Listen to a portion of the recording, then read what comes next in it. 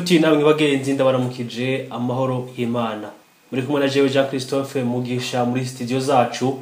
Turi kumwe n'umuhuza bikorwa unanirwa abanyagihugu URN hitamwo neza. Union pour la Renaissance de la Nation. Unanirwa abanyagihugu rukaba rurwanya ivyumviro vy'ihonyabwoko. N'ihonyabwoko n'ivyaha bishimikiye ko muri kano karere k'ibiyaga binini. Apotre Bena Ntungwa nayo intumwa y'Imana mu bantu akaba umwanditsi w'ibitabo umushakashatsi n'umusesanguzi niwerekanye itongo rya Edeni aho rero Imana yabumbiye umuntu wa mbere muri kushe. Yerekanye kandi inkomoko bwami bw'u Burundi muri munyoni mu mwaka wa 2022 mu gahezi imyaka irengeje n'igishwa kahise gatariko mu mashuri y'iryo no hino mu gihugu. Yanashize kandi ahabona donido ry'amoko mu karere k'ibiyaga binini mu bihugu bitanu arivyo Burundi, Rwanda, Kongo, Tanzania ndetse na Uganda. Apotre ndabahaye ikaze muri kino kiganiro. Ndagushimiye ndaramukije abarundi batwumviriza nabumva runo rurimi dukoresha muri ivyo bihugu ko bidondaguye. Nshimira kandi abadukurikirana ku munsi n'abatwandikira. Ntibagiye abadushigikira mu bikorwa dukora bose aho bari bagire amahoro. Murakoze cyane. Mwese rero mudukurikiye ndabahaye ikaze hano kuri One Day Burundi. Apotre, inyuma y'ifatwa rya Sake, ubu mbega umutekano canke vyifashe gute muri Kivu y'amajepfo y'amajaruguru? Mbega vyifashe gute muri kajya karere aho intambara ziriko zirasekera? Urakoze cyane. Jewe sinzi yuko navuga yuko Sake ari gufatwa gusa, ariko novuga ko ahubwo abanyagihugu baba muri Sake uno munsi babonye ubutabazi buva kuri AFCM 23 aho yashoboye kubatabara ingoyi bari bamazemwo igihe kirekire. Uravye intambara iri mu burasirazuba bwa Kongo ni intambara idasanzwe, ni intambara ubutegetsi bwa Tshisekedi hamwe n'ubwa General Evariste Ndayishimiye bwagiye hamwe kugira ngo bahonye abatutsi bo muri kano karere k'ibiyaga binini. Byabananiye rero guhera ahandi, ahubwo bahera mu burasirazuba bwa Kongo aho bagiye gufata umugambi mubisha wo kurwanya M23 mu gihe yariko iharanira kubaho kw'imiryango yabo no kubaho kwabo ubwabo, kugira ngo imyaka yose bama bariko baricwa bazira uko bavutse kugira ngo bihagarare. Hanyuma kandi nibutsa abatwumviriza yuko uko kwigwana ko kwa M23 ari kugira ngo bashobore kubaho vyavuye cyane cyane kubijanye no kugabangana ibi bice vya Afrika ku Burayi n'ibihugu byitwa ko ari rutura, kubera yuko abavuga ikirimi cy'ikinyarwanda n'ikirundi bari mu burasirazuba bwa Kongo, abo bantu bose bahoze batwarwa mu bwami bw'u Rwanda, abandi batwarwa mu bwami bw'u Burundi.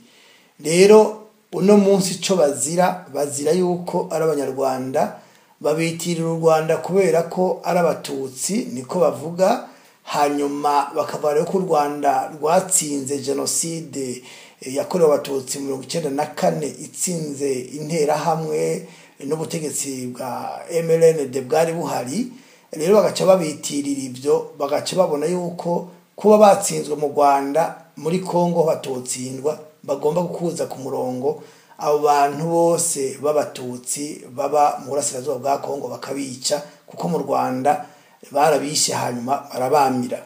Ni muri iyo ntumbero rero novuga yuko Sake uno munsi kwigenekerezo rya 22 ukwezi kwa mbere 0 mu mwaka wa 2025 ariho izuba ryabarasiye bagatabarwa ingoyi bari bamaze kwigihe. Murazi yuko abatsinze muri genocide yakozwe mu Rwanda ikorewe abatutsi baba FARDC baciye bahungira muri Kongo, rimwe mu mateka y'isi aho abasirikare bashoboye guhungira mu kindi gihugu ntibakwe ibigwanisho, bagashirwa mu makambi y'impunzi hasi ikabafasha, ariko ibigwanisho ntibavyakwe, ahubwo bakabandanya bahabwa ibindi n'abari basanzwe babashigikiye muri iyo genocide. Aho ndavuga nk'Ubufaransa, nkabivuga ndavyikura ko abamaze kwandika ibitabo bari muri iyo Métier de la paix niko bavyita mu gifaransa, bari byitwa ngo baje guhagarara amahoro n'umutekano mu Rwanda, ariko baje gufasha abajenosideri babandanije babaha ibindi bigwanisho mu gihugu kibanye cya Kongo icitwa Zaire.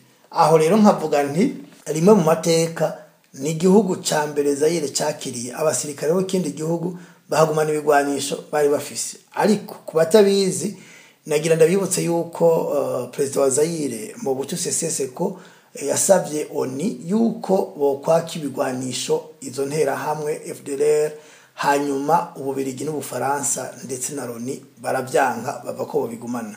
Mu nyuma hamaze kwemerwa ihonyabwoko ryakorewe abatutsi mu Rwanda, baragerageje kugira ngo babashigikira ariko batakuwa amazi, havura hafatwa ingingo yuko imigwi igwanira muri Kongo harimo na FDLR na za CNDD, FDD, za CNDD, za FNL, Paripehutu, yuko abo bantu bose ari imigwi y'iterabwoba. Niho baca bashika ku ngingo ivuga yuko bokwaka ibigwanisho aho bari hose kandi bagafatwa. Rero abo bantu ntibigeze baka ibigwanisho n'uyu munsi bacabifise, ahubwo babaha ibindi. Ivyo rero bakoresha ahanini ubu byari bimaze igihe bica mu Burundi. Muribuka ko icegera cy'umukuru wa Oricom ari vyapfuye azira ariko atohoza ibijanye n'ibigwanisho. Documentation ya Petero Nkurunziza yakorana na FDLR mu buryo bwo guha ibigwanisho FDLR nayo ikabaha amabuye y'agaciro bagurisha mu Burundi. Rero aho nagira ngo tubanze twumve ko iyi sake yari yarabaye ikirimbiro ry'izo ntera hamwe. Hanyuma rero kubera ko inyuma yuko Minova bayifashe ku munsi w'ejo, uyu munsi rero bazindutse bafata sake ubu tuvugana iri mu minwe ya AFC M23. Akaba akanyamuneza kenshi rero kubaba muri sake, ariko kandi kikaba ari ikibazo gikomeye ku bambari ba Tshisekedi na Vice Ndayishimiye, kuko bahunze batazambaye. Abasirikare bataye inkoho bahunga bari gusa kugira ngo ntibafatwe. Aho baca hose basanga AFC M23 ihari, kwa kundi Imana ivuga ko ibera hose icarimwe. Aho bahungira hose bavuga yuko bahunga bagasanga hariho M23. Vyavuyemo rero ko bamwe bakura impuzu, bahitamo gukura impuzu, bambara z'igisivile, basaba impuzu abasivile, abandi bambara amabutura n'udupira barihungira, babivamo vy'igisirikare baratabaromoka. Nibitangaje kandi ni nkuko hariho n'abandi twabonye baba FARDC mu buryo bugayise bwo gupiya, bahunze bahungana ama plaque soleil, impene, intama, ibintu byose, inkoko, bahunga bivye ivyo abanyagihugu bataye. Rero nagenda babwire yuko aho hose hariho abasirikare b'abarundi, nta namwe atabasirikare b'abarundi mu burasirazuba bwa Kongo. Abo nabo bahunze batazambaye. Nituramenya ubu tuvugana aho bashobora kuba bahungiye, ariko basanzaye nta wajanye n'uyundi. Ni kazo rero gikomeye cyane, ariko na kanyamuneza kadasanzwe kuba basake nahahegereye, kubera yuko ubu bariruhutsa basanganiye M23 bavuga bati karibu kaze. Niryo jambo bakoresha hose aho M23 ifashe. Sinogenda rero nababwiye mu ijoro ryakeye ryo 22 shira wa 23 hariya Ikavumu hafi cyane ya Bukavu, hamwe hari ikibuga c'indege bakoresha mu kuja kuhungabanya umutekano mu burasirazuba bwa Kongo, muri Nord Kivu no muri Sud Kivu. Nagira ndababwire ko gwari gwambikanye. Abo muri FARDC bahawe amategeko yo kugenda gufasha kugira ngo bagende muri sake, bari babonye ko hari intambara, babaronka hari intambara baruka ahantu kure. Aba FARDC bamwe rero baranga, baravuga bati ntitujayo, baca batangura intambara hagati yabo. Baraye bagwanye aba FARDC hagati yabo, baracanamwo ku rugero rw'uko hasize ubuzima abatari bake tutarashobora kumenya igitigiri, kuko baca babahamba nk'ihene. Ariko ndagana kubwire ngo abatanze amategeko bahuye n'akaga kuko baraye barashwe. Ibi rero bigiye kuba no kuri FDNB, kubera yuko ahantu hose bari kuja bariko baratsindwa kandi bagatakaza ubuzima bw'abasirikare batari bake ataco bagiye kurondera hariya muri Kongo. Kuri uyu mutaga rero ntabwo byari byoroshe, kubera hariya Kanyamahoro na Nyundo naho gwiriwe gwambikanye ntacu wambaye urusasu kurundi. Hanyuma hariya mu bambiro naho aho Sadek yari imaze igihe icumbitse iba yatsindaro ariho yashira bya bikoho binini birasa kure ihungabanya umutekano yica abanyagihugu muri ko itera amabombe FARDC abo nabo inyuma yuko Sake ifashwe mu bambiro baciye rero bahata bariruka. Sadek yahungiye igoma nari nababwiye ku munsi w'ejo yuko Goma igiye gufatwa ngira ngo abatari bake mwabonye ko ku mbuga za X z'abavugizi ba M23 bamaze guteguza Goma yuko abanyagihugu bonezerwa ahubwo bakitegura kubakira kubera ko bagiye kuhashika vuba. Ikindi nuko abambari Ndayishimiye Evariste na Tshisekedi babe igoma bazindutse mu gitondo bahunga. Hanyuma guverineri wa Goma yaciye rero abuza ubwato buto ko buca muri Lake Kivu bugenda ibukavu nkuko nababwiye ko hasigaye inzira zibiri zo guhunga ku bari Goma. No kuvuga ko bagomba gufata ubwato buva igoma buja ibukavu. Ubwo bwato rero bwose buto uno munsi bwahagaritswe. Inzira risigaye kubahunga niyo kuva igoma uja mu Rwanda Rwanda bamwe bari ko baratuka iminsi yose. Aho rero murumva ko bitaboroheye. Hanyuma ikindi twabonye uno munsi gikomeye nuko abanyagihugu bigoma bose barasaba batakamba ko M23 yoza ikababohora ikabatabara kubera yuko baguma bicwa kamwe abamotari babivuze baravuga bati M23 ni nyaruki dutabare. Abashowe kubavugisha mwabonye kandi abatari bake no mu banyagihugu kuko basaba yuko M23 yoshika igoma ikabatabara kubera ko baguma bicira ababo babasahura babatoza amafaranga nk'ayikori rimwe ryo kubakoroni. Nibaza ko mwavyumvise mu ntango y'ikiganiro aho Varisi Ndayishimiye aririmba avuga yuko bari ikori hanyuma bakaja kuca ingero kugira ngo babone iryo kori. Mwakumvise kanye kavyino burya nibaze yuko n'uyu munsi ngira ngo ivyo ikararondera muri Kongo hari ashobora kuba ikarondera ikori yo yarariye kubera ko rega intambara bagiyemwo. Mwibuke yuko hariya muri Tanzania bagiye barabahaye amafaranga barabahaye ibigwanisho araje amasezerano basezeranye bateza kwishura amafaranga rero bagomba kwishura igihe cyose bazomara bari ku butegetsi bazokoma bishura ivyo bariye ivyo babahaye. Aho rero nagenda bibutse yuko barye babika kubera ko nivyo bari kwaronona mu gihugu niba bari kwaronona mu burasirazuba bwa Kongo navyo bagomba kuzovyishura bizokwishurwa mu vyabo no muri amafaranga birirwa bariba imisi yose. Kuko mwambajije uti mbega bimeze gute rero muri Kongo muri make uko bintu vyifashe nguko. Ikindi nuko abatari bake bagiye ku kibuga c'Igoma kugira ngo bahunge n'indege ariko indege ntizashobora kubatwara bari benshi cyane.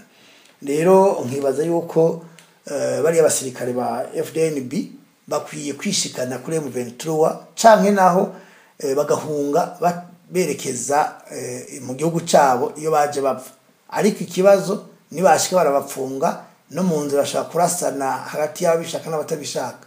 Ariko naho nyine bagumayo barabandanya bapfa ko bari kubarapfa abafatwa nabo bafatwe. Sebuja Varisito na Prime na Gasupare baratuza babandanye kubiyamiriza bavuga bati abo ntabo tuzi. Niba babandanya rero babiyamiriza bakavuga ko batabazi ubwo ni hahandi inka yavyaye muci itanje dahijeje hasigaho umwungere. Twebwe nta kindi dukora turi kubagira inama yuko bore kuja muri Kongo canka bagiye ku nguvu bagaca bishikana muri M23 bagasaba imbabazi. M23 akababwira bati ntitwe turagwana tubabarire mutwakire. Nibaza ko bo bakira badatwaye amanyama batwaye amanyama naho bazobakosora. Hanyuma sina gutera kamo kandi abasoda ba FDNB yuko bakwiye kugwanira abagenzi babo bapfunzwe baboshwe kugira ngo bashobore kurekurwa. Abicanyi rero no kuvuga ko bageramiwe. Sadek bari bakwiye kumvikana na MONUSCO bagasaba ikigongwe M23 kuko M23 ntikiragwanya Sadek ntikiragwanya MONUSCO yo igwanya abajenosideri. Varisi Ndayishimiye na Tshisekedi nabo batumyeyo ikagwana n'abamerceneri b'abazungu bahari. Ariko